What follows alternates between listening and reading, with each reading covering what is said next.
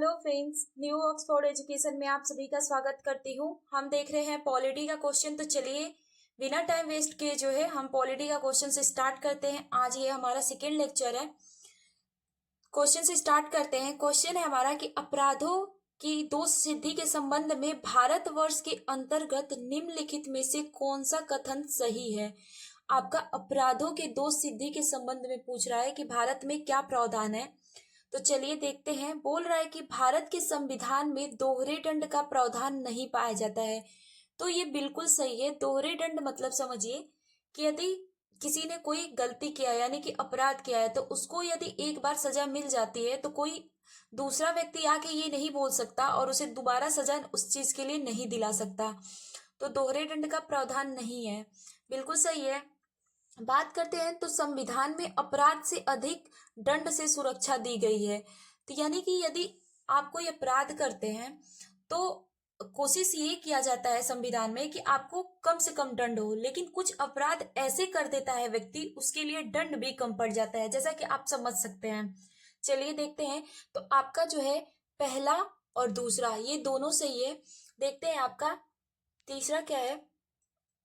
Next है हमारा कि देश में उसी अपराध के लिए एक सरकारी कर्मचारी के विरुद्ध जो है न्यायिक तथा विभागीय कार्रवाई की जा सकती है। बिल्कुल गलत है। जैसा कि मैंने आपसे बोला कि एक ही बार आपको एक चीज के लिए सजा दी जा सकती है, नहीं कि आपने कोई अपराध किया बाद में आपकी कोई गवर्नमेंट जॉब लगी। ऐसा बोला जाता है कि अपराध करने के बाद जो है आपको गवर्नमेंट जॉब नहीं मिलती, ऐसा कुछ। तो समझिए इसको कि यदि आप कोई गवर्नमेंट टीचर बन गया, सरकारी कर्मचारी की बात कर रहा है, तो यदि आपने अपराध किया है तो दोबारा आपको ये बनने के बाद आपको सजा दी जाएगी? बिल्कुल नहीं, ये कार्रवाई नहीं की जा सकती। यदि आपने एक बार सजा उस चीज का काट लिया है तो आपको दोबारा उस चीज की सजा काटने की जरूरत नहीं है। तो आपका पहला और दूसरा सही है, तो ऑप्शन नंबर आपका डी सही हो जाएगा। चलिए देखते हैं, एक्सप्लेनेशन देख लेते हैं। भारतवर्ष के अंतर्गत अपराधों की दोष सिद्धि के संबंध में दिए गए प्रश्न में से एक से अधिक विकल्प सही है, क्योंकि भारतीय संविधान के अनुच्छेद 20(2) में कहा गया है कि किसी भी व्यक्ति को एक ही अपराध के लिए एक से अधिक बार गिरफ्तार या फिर बोल रहा है कि या फिर दंडित नहीं किया जा सकता। यानी कि एक बार ही उसे एक अपराध के लिए एक ही बार गिरफ्तार किया जा सकता है और एक ही बार दंड दिया जा सकता है। अर्थात भारतीय संविधान में दोहरे दंड का प्रावधान नहीं पाया जाता है एवं संविधान में अपराध से अधिक जो है दंड से सुरक्षा दी गई है। तो आपका ऑप्शन नंबर डी सही हो जाएगा, क्योंकि पहला और दूसरा आपका दोनों सही है। आई होप आपको अच्छे से समझ आया होगा। चलिए नेक्स्ट क्वेश्चन देखते हैं। नेक्स्ट क्वेश्चन है हमारा कि निम्नलिखित में से जो है कौन सा भारत के संविधान के अंतर्गत मूल कर्तव्य है।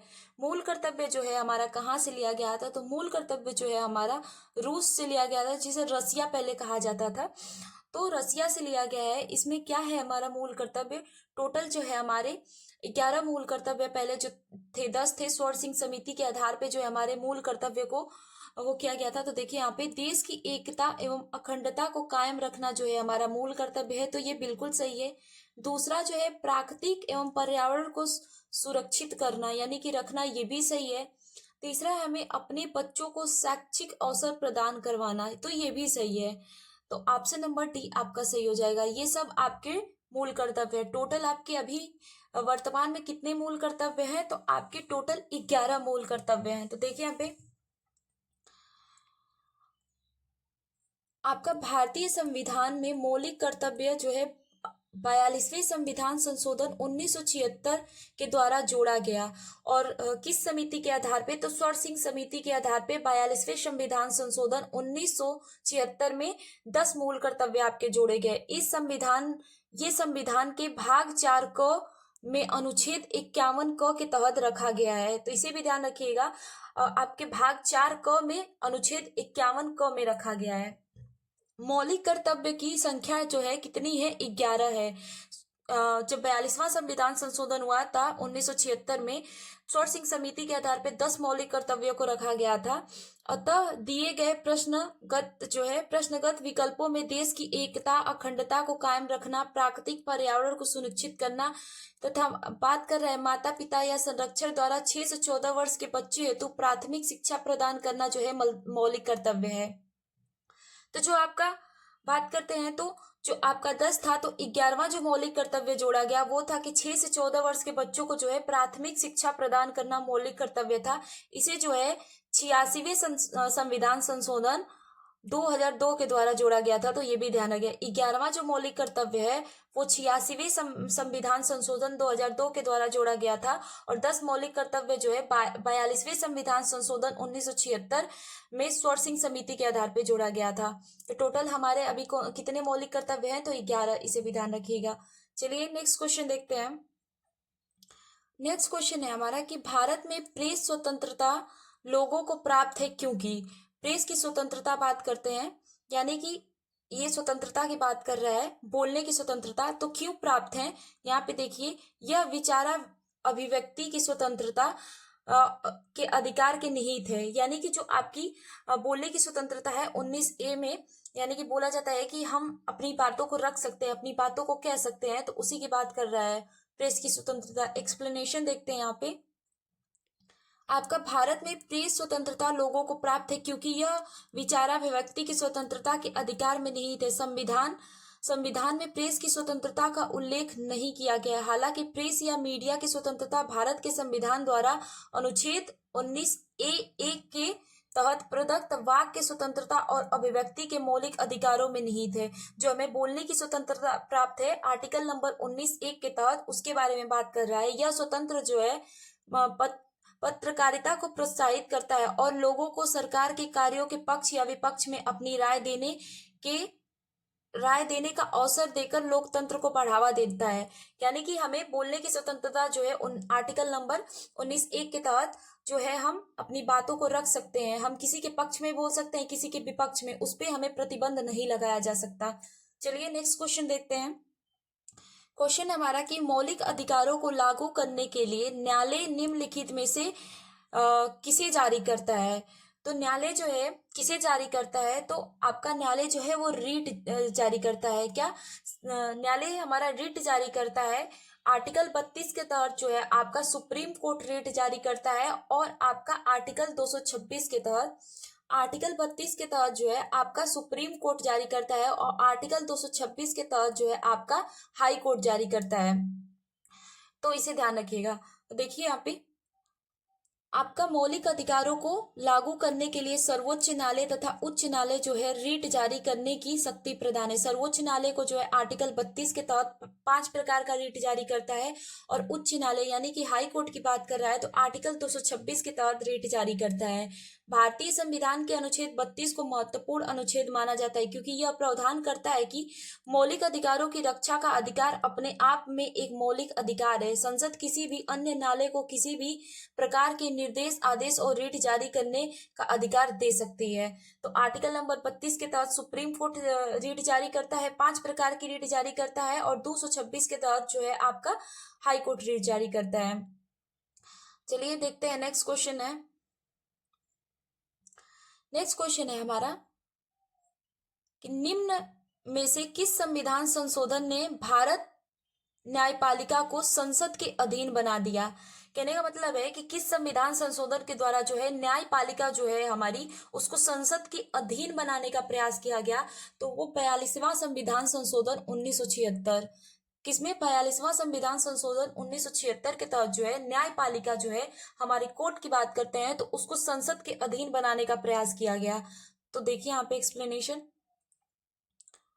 आपका 42वें संविधान संशोधन के द्वारा जो है भारतीय न्यायपालिका को संसद के अधीन बनाने का प्रयास किया गया। 42वें संविधान संशोधन को लघु संविधान की संज्ञा दी जाती है।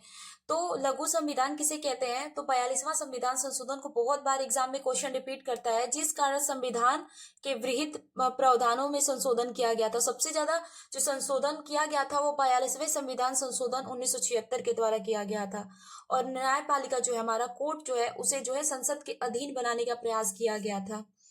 चलिए नेक्स्ट क्वेश्चन देखते हैं।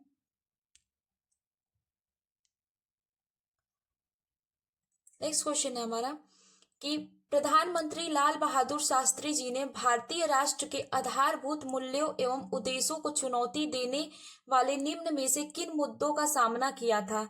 देखिए क्वेश्चन पढ़िए कि प्रधानमंत्री जो थे लाल बहादुर शास्त्री जी ने भारतीय राष्ट्र के आधारभूत मूल्यों एवं उद्देश्यों को चुनौती देने के लिए निम्न में से किन किन मुद्दों का सामना करना पड़ा था उन्हें।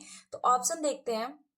पहला ऑप्शन है हमें हमारा कि सामाजिक एवं आर्थिक रूपांतर हेतु अन्न की कमी। तो ये बिल्कुल सही है, उस समय जो है अन्न की कमी का भी उनको सामना करना पड़ा था। दूसरा देखते हैं तो 1965 में जो है भारत पाकिस्तान के साथ युद्ध, तो इसका भी सामना करना पड़ा था किसी लाल बहादुर शास्त्री जी को। तीसरा क्या है कि दक्षिण में हिंदी विरोधी आंदोलन, तो ये इसका भी आपको सामना करना पड़ा था। एक्सप्लेनेशन को देखते हैं।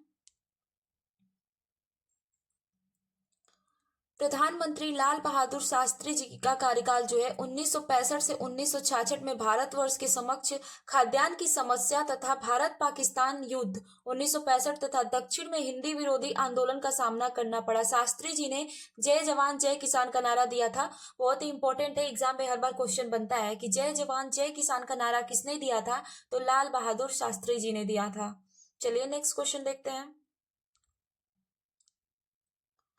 नेक्स्ट क्वेश्चन है हमारा कि निम्न में से कौन जो है भारतवर्ष के प्रथम निर्विरोध एवं सर्वसम्मति से निर्वाचित राष्ट्रपति थे। निर्विरोध का बात करते हैं तो इनके विरुद्ध जो है कोई भी खड़ा नहीं हुआ था, ये अकेले चुनाव में खड़े हुए और अकेले चुने गए, इसी को हम निर्विरोध बोलते हैं। चलिए देखते हैं कौन थे। तो बहुत बार एग्जाम में क्वेश्चन पूछता है, तो ये थे नीलम संजीव रेड्डी जी। ये जो है निर्विरोध चुने गए थे, यानी कि इनके खिलाफ जो है कोई भी खड़ा नहीं हुआ था। चलिए नेक्स्ट क्वेश्चन देखते हैं। एक्सप्लेनेशन कुछ देख लेते हैं कि भारत में प्रथम निर्विरोध एवं सर्वसम्मति से राष्ट्रपति निर्वाचित होने वाले राष्ट्रपति जो थे वो कौन थे, तो आपके नीलम संजीव रेड्डी जी थे। यह 1977 से 1982 तक भारत के छठे राष्ट्रपति के रूप में कार्य किया। डॉक्टर राजेंद्र प्रसाद जी भारत के प्रथम राष्ट्रपति थे। तो निर्विरोध कौन चुने गए थे, तो आपके कौन थे, तो राष्ट्रपति नीलम संजीव रेड्डी जी थे ये। नेक्स्ट क्वेश्चन है हमारा कि राज्यसभा के सदस्य बनने के लिए आवश्यक जो है न्यूनतम आयु क्या होनी चाहिए। तो न्यूनतम आयु आपकी क्या होनी चाहिए, तो आपका 30 वर्ष। 30 वर्ष होने के बाद जो है आप राज्यसभा के सदस्य बन सकते हैं। और ये पूछा जाता है कि राज्यसभा के सदस्यों का कार्यकाल कितना होता है, तो 6 वर्ष का होता है। ध्यान रखिएगा, ये सदस्यों को ध्यान रखिएगा, क्योंकि राज्यसभा का कार्यकाल नहीं होता है कभी कि वो विघटित नहीं होता है। तो राज्यसभा के सदस्यों का कार्यकाल कितना होता है, कितने वर्ष का, तो 6 वर्ष का। और लोकसभा के सदस्यों का कार्यकाल कितने वर्ष का होता है, तो 5 वर्ष का होता है। और बात करते हैं इसकी जगह यदि पूछा होता कि लोकसभा के सदस्य बनने के लिए आवश्यक न्यूनतम आयु क्या है, तो आप 25 वर्ष को टिक करते, पर यहाँ पे राज्यसभा पूछा है तो आप 30 वर्ष को टिक करिएगा। चलिए एक्सप्लेनेशन को देखते हैं।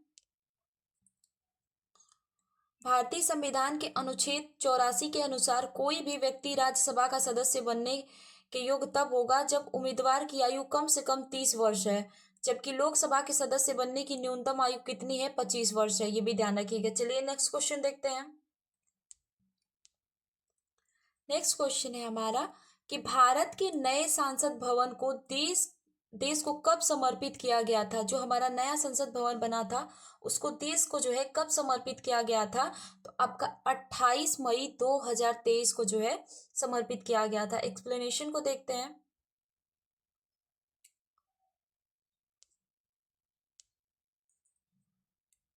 प्रधानमंत्री नरेंद्र मोदी जी ने 10 दिसंबर 2020 को नए संसद भवन की आधारशिला रखी थी। क्वेश्चन ऐसे भी बनता है, 10 दिसंबर 2020 को जो है प्रधानमंत्री जी ने आपका नए संसद भवन की आधारशिला रखी थी। यह 3 वर्ष में बनकर तैयार हो गया। 28 मई 2023 को देश को समर्पित किया गया तथा इसकी डिजाइन जो है विमल पटेल जी ने तैयार की थी। इसमें कुल जो है कितनी सीटें हैं, तो आपका 1272 सीटें हैं, जिसमें से लोकसभा की 888 सीटें और राज्यसभा की 384 सीटें हैं। नए संसद भवन को संविधान सदन के नाम से जाना जाएगा। तो ये भी क्वेश्चन बन सकता है कि जो हमारा नया संसद भवन है उसको किस नाम से जाना जाएगा, तो आपका संविधान सदन संविधान सदन के नाम से जाना जाएगा। और टोटल सीट याद रखिएगा कितना है, तो टोटल आपका 1272 सीट है। और आपका लोकसभा का कितना है, तो 888। ये तो बिल्कुल सिंपल है, ध्यान रखेंगे। और राज्यसभा का ध्यान रखिएगा कि 384 है। देखिए यहाँ पे क्या पूछा है, पूछ रहा है कि भारत की नव उद्घाटित संसद में सांसदों के लिए कुल कितनी सीटें हैं, तो टोटल कितनी सीटें हैं वहां पे, तो आपका 1272।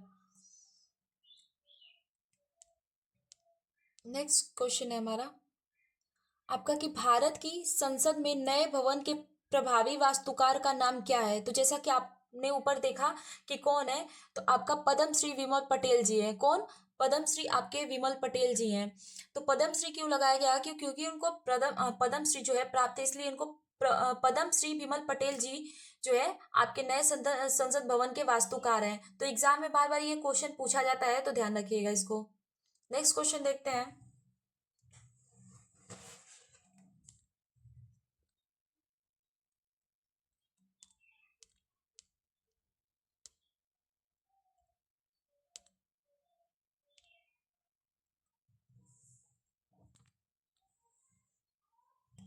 नेक्स्ट क्वेश्चन है हमारा, बिल्किस बानो के संबंध में सर्वोच्च न्यायालय के फैसले में निम्नलिखित में से कौन सा तथ्य वर्णित है। तो ये बिल्किस बानो जी का जो केस है ना, आप एक बार इसको पढ़िएगा अगर आपको टाइम मिलता है, तो आपको समझ में आएगा कि इन्होंने इसके लिए कितनी लड़ाई लड़ी है, और आखिर जो लड़ाई लड़ता है उसकी जीत होती है। तो यहाँ पे देखिए क्या है तथ्य कि आपका 30 नवंबर 2022 की बात करते हैं, तो बिल्किस बानो ने 30 नवंबर 2022 को सर्वोच्च न्यायालय में समय पूर्व दोषियों के रिहाई को चुनौती दी। यानी कि कहने का मतलब है ना कि ये एक गुजरात का केस था। क्या था? गुजरात का केस था, जहाँ की बिल्किस बानो थी। ये 2002 का केस था। तो इसमें क्या हुआ था कि इनको, ये जब ना प्रेग्नेंट थी, तो इनका जो है रेप कर दिया गया था, और इनके साथ 7 जो सदस्य थे उनकी उनकी हत्या भी कर दी गई थी। तो ये क्या है कि गुजरात सरकार से इन्होंने कार्रवाई की मांग की, तो वहां की पुलिस जो बोल रही थी कि हम उनको ढूंढ नहीं पाए, तो इस केस को खत्म करने की बात की गई। लेकिन बिल्किस बानो जी थी, वो हार नहीं मानी। वो कहाँ गई? सुप्रीम कोर्ट के पास गई। सुप्रीम कोर्ट का दरवाजा उन्होंने खटखटाया। और तो देखिए ये वाला सही है, सुप्रीम कोर्ट का उन्होंने दरवाजा खटखटाया। बात क्या था? समय पूर्व दोषियों को रिहाई की चुनौती। गुजरात सरकार ने क्या बोला था? गुजरात सरकार ने क्या कह दिया था कि इन जैसे एक होता है ना कि यदि आपका आचरण अच्छा है तो आपको समय से पहले रिहाई दी जाएगी। तो इनको जो है रिहाई देने का जो फैसला था वो तय हो गया था कि इनको रिहाई दे दी जाएगी। उसी की वजह से यो सर्वोच्च न्यायालय पहुंची थी। तो ये बिल्कुल सही है। आप एक बार इस केस को देखिएगा, क्योंकि यहाँ पे बताने लगेंगे तो बहुत टाइम लग जाएगा। देखिए यहाँ पे 23 अप्रैल 2019 को सर्वोच्च न्यायालय ने बिल्किस बानो को गुजरात सरकार से 50 लाख रुपए का मुआवजा दिलवाया था। ये भी बिल्कुल सही है। चलिए नेक्स्ट देखते हैं। नेक्स्ट है हमारा कि 8 जनवरी 2024 को सर्वोच्च न्यायालय ने जो 11 दोषियों को समय पूर्व रिहाई करने के संबंधी में आदेश को रद्द कर दिया था। यानी कि जब ये सुप्रीम कोर्ट पहुंची थी, कब? 2022 में पहुंची थी सुप्रीम कोर्ट। तो वहां पे इन्होंने याचिका डाली थी कि इनको समय पूर्व जो है रिहाई नहीं मिलनी चाहिए, क्योंकि इन्होंने ऐसा काम किया है। तो क्या हुआ कि सुप्रीम कोर्ट ने इस फैसले को देखते हुए, सारे फैसले को नकारते हुए, सब कुछ सारे विवादों को देखते हुए इन्होंने क्या कहा कि 8 जनवरी 2024 को सर्वोच्च न्यायालय ने फैसला दिया, जिसमें से 11 दोषी थे, उनको समय से पहले रिहाई नहीं दी जाएगी, उनको आजीवन कारावास दिया जाएगा। तो देखिए इनका ये जीत हुआ इस तरीके से। तो इसमें ऑप्शन नंबर आपका और डी क्या है कि न्यायमूर्ति वीवी नागरत्ना और न्यायमूर्ति उज्जवल भुइया के निर्णय दिया गया। तो ये भी सही है, ये दो जज थे। तो आपका ऑप्शन नंबर डी सही हो जाएगा। आप एक बार इस केस को पढ़िएगा, ठीक है? टाइम मिले तो आपको गूगल पे सर्च करके। चलिए देखते हैं एक्सप्लेनेशन यहाँ पे। आपका बिल्किस बानो के केस में प्रकरण 2002 का था, यानी कि ये केस जो था 2002 का था। इतने साल बाद इनको न्याय मिला है, तो जो लड़ाई लड़ता है वो जंग जरूर जीतता है। बात करते हैं तो इस केस में जो है 11 दोषियों को आजीवन कारावास की सजा दी गई थी। 23 अप्रैल 2019 को जो है आपका सुप्रीम कोर्ट ने गुजरात सरकार को जो है 50 लाख मुआवजा देने का निर्देश दिया। 15 अगस्त 2022 को गुजरात सरकार ने इन दोषियों को रिहा कर दिया था। कितने को? जब 15 अगस्त गुजरात सरकार ने क्या कहा कि इनके जो है दोष सिद्ध नहीं हुए, मतलब इनको रिहा कर दिया गया था। इन्हों इनको उस मामले में कुछ पता ही नहीं चल रहा था, सरकार ऐसी है।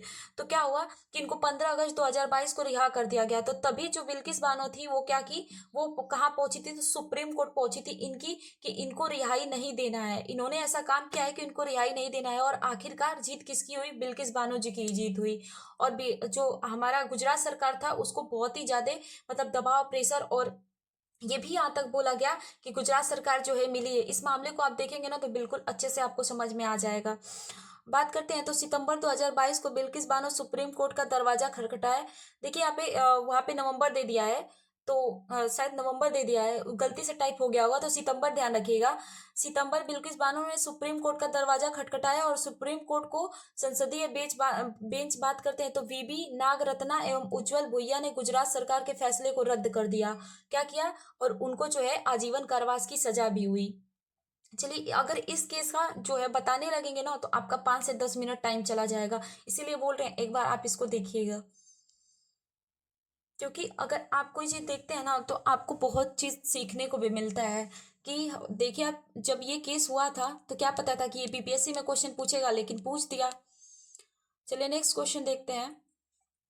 नेक्स्ट क्वेश्चन है हमारा कि निम्नलिखित में से भारतवर्ष में विधि की शून्यता का कौन सा पहलू पाया जाता है, यानी कि भारतवर्ष में विधि की शून्यता की कौन सा पहलू पाया जाता है। तो देखते हैं ऑप्शन में, न्यायपालिका की बात करते हैं तो विवादित कार्यपालिका आदेश या फिर विधायी उपायों को पूर्णतः या उसके भाग को शून्य घोषित कर सकती है। तो न्यायपालिका जो है शून्य घोषित कर सकती है, तो ये बिल्कुल सही है, ऑप्शन नंबर 1 आपका सही हो जाएगा। दूसरा देखते हैं, यह संविधि जो है पूर्णतः या आंशिक रूप से शून्य घोषित कर सकती है। न्यायपालिका की बात करता है तो ये भी सही है। यह एक शून्य विधि को संवैधानिक संशोधन के माध्यम से राज्य द्वारा पुनर्जीवित किया जा सकता है, पुनर्जीवित किया जा सकता है, तो ये भी सही है आपका। तो ऑप्शन नंबर आपका डी सही हो जाएगा। चलिए देखते हैं,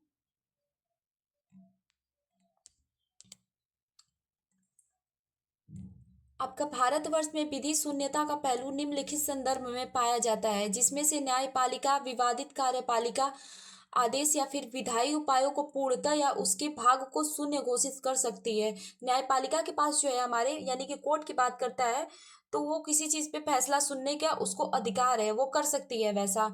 एक शून्य विधि को संवैधानिक संशोधन के माध्यम से राज्य द्वारा पुनर्जीवित किया जा सकता है, और एक संविधान पूर्णतः या आंशिक रूप से शून्य घोषित की जा सकती है।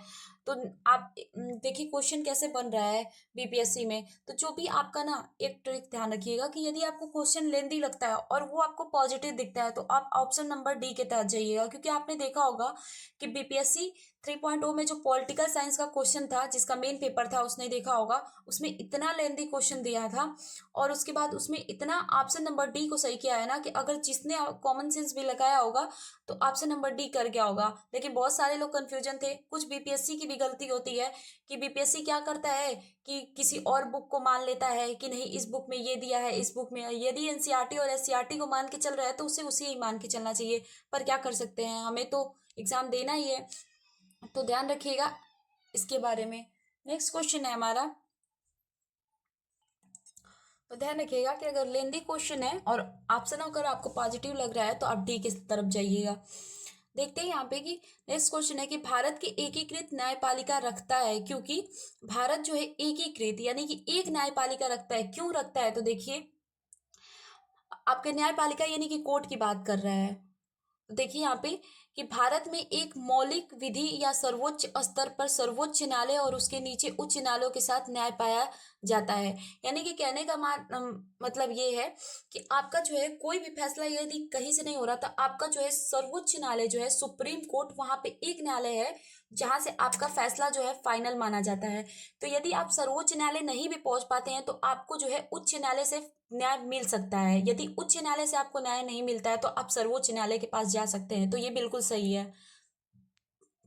दूसरा है ऑप्शन हमारा कि उच्च न्यायालयों के न्यायाधीश राष्ट्रपति द्वारा नियुक्त किए जाते हैं, तो ये बिल्कुल सही है। मतलब आप ध्यान रखेंगे, जैसे बोला जाता है कि सर्वोच्च न्यायालय के न्यायाधीश नियुक्त किए जाते हैं राष्ट्रपति के द्वारा, तो उच्च न्यायालय के तो राज्यपाल के द्वारा नियुक्त किए जाते होंगे, तो नहीं, उच्च न्यायालय के न्यायाधीश भी कहाँ से नियुक्त किए जाते हैं, तो राष्ट्रपति जी के द्वारा ही नियुक्त किए जाते हैं। बात करते हैं तो उच्च न्यायालय के केंद्रीय शासन उच्च न्यायालय जो है केंद्रीय शासन के एक उपभाग के रूप में गठित किए गए हैं, तो ये भी सही है। तो ऑप्शन नंबर आपका डी सही हो जाएगा। तो देखिए यहाँ पे सारा ऑप्शन पॉजिटिव दिख रहा है, तो आपको ऑप्शन नंबर डी की तरफ जाना है। तो कौन सा सही हो जाएगा? तो ऑप्शन नंबर आपका डी सही हो जाएगा। चलिए देखते हैं एक्सप्लेनेशन इसका।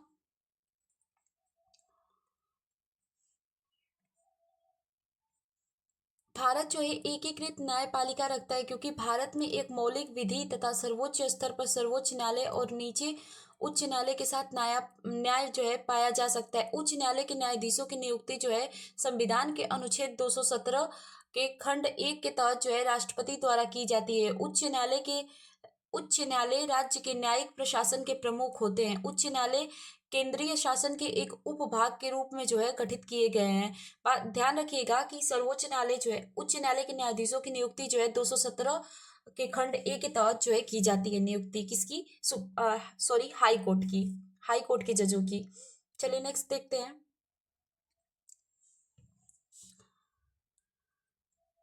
भारतीय सर्वोच्च न्यायालय के किन मुकदमों में सर्वप्रथम संविधान के मूल ढांचे का सिद्धांत दिया गया? ये तो रटा रटाया हुआ क्वेश्चन है और हर एक एग्जाम में पूछता है। तो किस केस में? तो आपका केशवानंद बनाम जो है केशवानंद भारती बनाम केरल राज्य में जो है बोला गया था कि आपका मूल ढांचे का सिद्धांत दिया गया। तो देखिए यहाँ पे एक्सप्लेनेशन। भारतीय सर्वोच्च न्यायालय के केशवानंद भारतीय बनाम केरल राज्य 1973 का केस में सर्वप्रथम संविधान के मूल ढांचे का सिद्धांत दिया गया था। इस निर्णय में सर्वोच्च न्यायालय ने कहा था कि संसद जो है मौलिक अधिकारों में संशोधित कर सकती है, किंतु संविधान के अनुच्छेद 368 से संसद को जो है संविधान के मूल ढांचे में परिवर्तन का अधिकार प्राप्त नहीं होता है। यानी कि जो हमारा मौलिक अधिकार है, मौलिक अधिकार जो है उसमें हम संशोधन कर सकते हैं, पर उसमें जो है हमारा जो मूल ढांचा है, हमारा मूल सिद्धांत है, उसको नुकसान कोई नहीं पहुंचना चाहिए। तो ये क्वेश्चन रटा रटाया हुआ है, तो इसे ध्यान रखिएगा।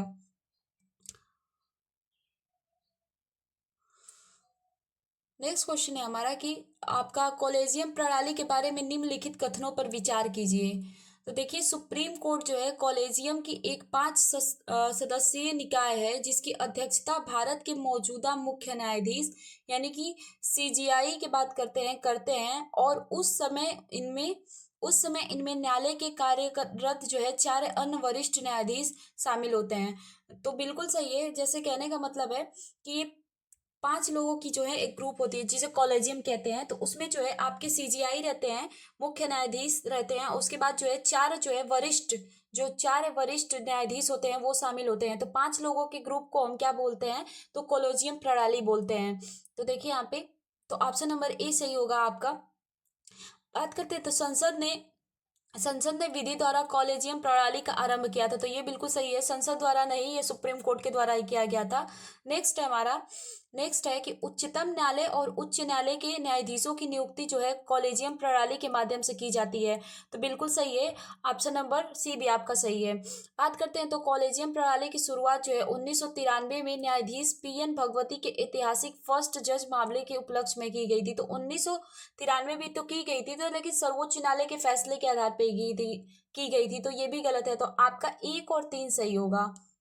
देखिए यहाँ पे ऑप्शन नंबर डी, आपका 1 और 3 आंसर जो है दोनों सही होगा। कब शुरुआत की गई थी? तो 1993 में कॉलेजियम प्रणाली की, इसे ध्यान रखिएगा।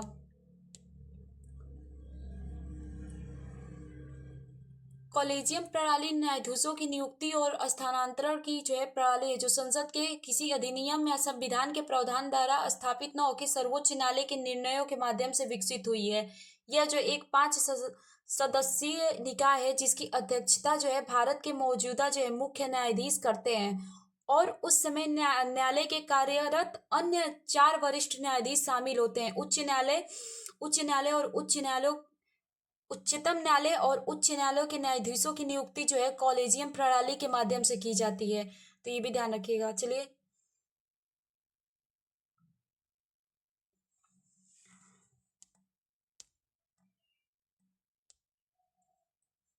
नेक्स्ट क्वेश्चन है हमारा।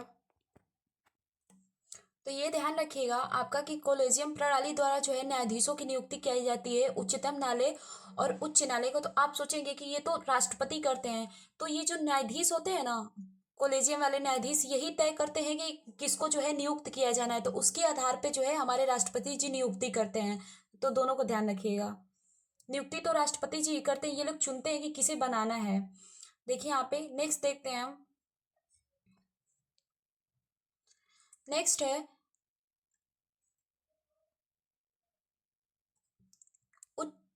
उच्च न्यायालय के न्यायाधीशों की संख्या निर्धारित करने का अधिकार निम्नलिखित में से किसके पास है। तो किसके पास है कि उच्चतम न्यायालय यानी कि हाई कोर्ट में न्यायाधीशों की संख्या कितनी होगी, ये कौन तय करता है। तो ये राष्ट्रपति जी करते हैं। कौन करता है, राष्ट्रपति जी करते हैं। देखते हैं यहाँ पे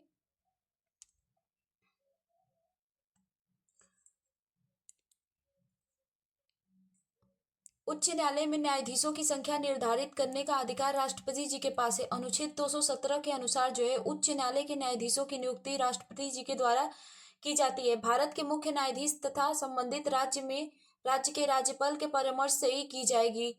बात करते हैं जबकि सर्वोच्च न्यायालय में न्यायाधीशों की संख्या संसद द्वारा निर्धारित की जाती है। तो दोनों में अंतर है। देखिए यहाँ पे जो आपका उच्चतम न्यायालय में कितने यानी कि हाई कोर्ट में आपके कितने जज रहेंगे उच्च न्यायालय में, ये निर्धारित कौन करता है, राष्ट्रपति जी करते हैं। और आपका सर्वोच्च न्यायालय यानी कि सुप्रीम कोर्ट में कितने जज होंगे, ये कौन नियुक्त करता है, तो ये संसद करता है। मतलब ये कौन तय करता है, तो संसद करता है। इसे ध्यान रखिएगा, दोनों क्वेश्चन में अंतर है। नेक्स्ट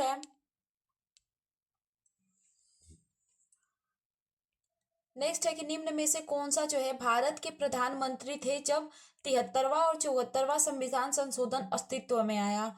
तो उस समय कौन थे, तो उस समय जो है आपके पीवी नरसिंह राव जी जो थे वो उस समय प्रधानमंत्री थे।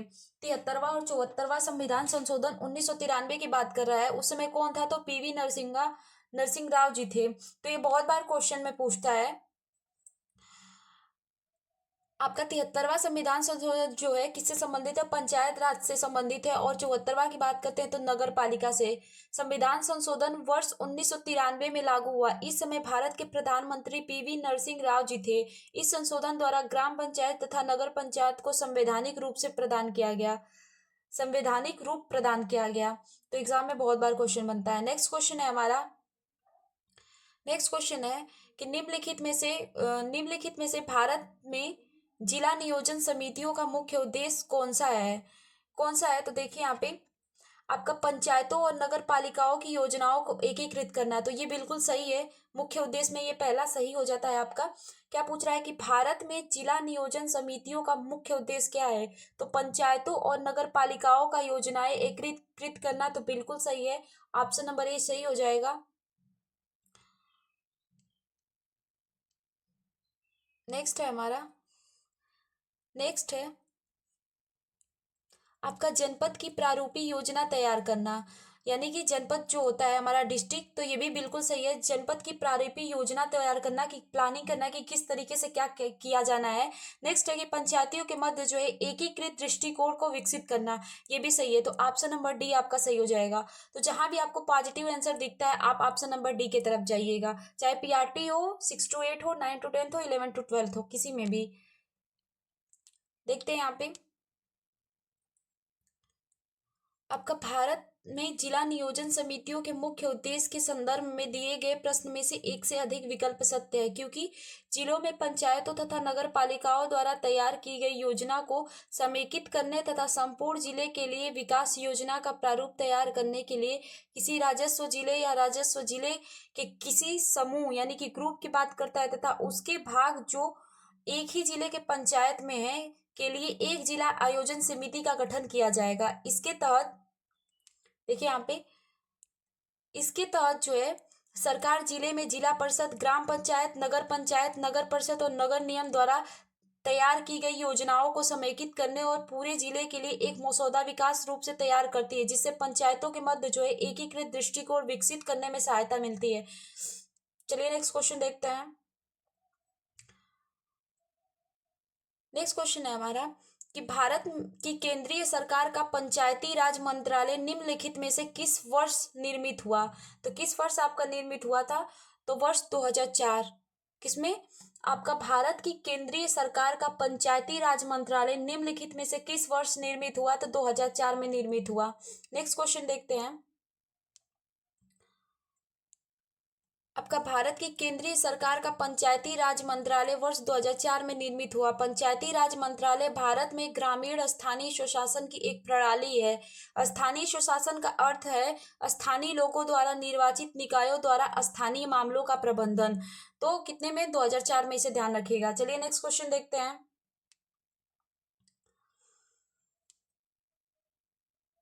नेक्स्ट क्वेश्चन है हमारा कि देश में मतदाता सत्यापित कागज लेख परीक्षण विचारण यानी कि वीवी क्या बोल रहे हैं, वीवीपीएटी निम्न में से किस वर्ष अस्तित्व में आया?